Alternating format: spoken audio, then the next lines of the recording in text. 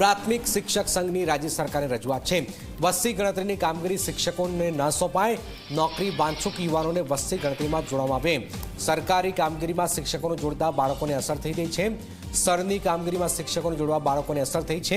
વિદ્યાર્થીઓની વાર્ષિક પરીક્ષા અને અન્ય શિક્ષણ કાર્ય પર એની સીધી અસર થશે। સ્તરની કામગીરીમાં પણ શિક્ષકોની વાત સામે આવી। કેટલાક શિક્ષકોના મોત થઈ ચૂક્યા સ્તરની કામગીરીમાં, અને હવે આ જે વસ્તી ગણતરી જે છે એ થવા જઈ રહી છે, એ પહેલાં શિક્ષકોને કામગીરીમાં ન જોડવા માટે આ પત્ર લખાયો છે। સરકારી શાળાની અંદર પરીક્ષાઓનો પણ માહોલ છે।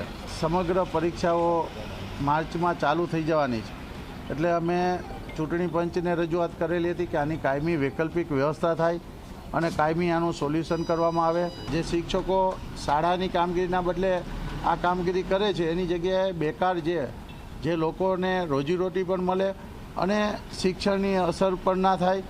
આજે અમે વસ્તી ગણતરી માટે પણ અમે આના માટે રજૂઆત કરી હતી ચૂંટણી પંચને, અને વસ્તી ગણતરીના નિયામક સાથે મિટિંગ કરી અને અમારા સૂચનો અને સજેશનો આપ્યા છે, પણ હજી સુધી કોઈ નક્કર પરિણામ આવેલ નથી।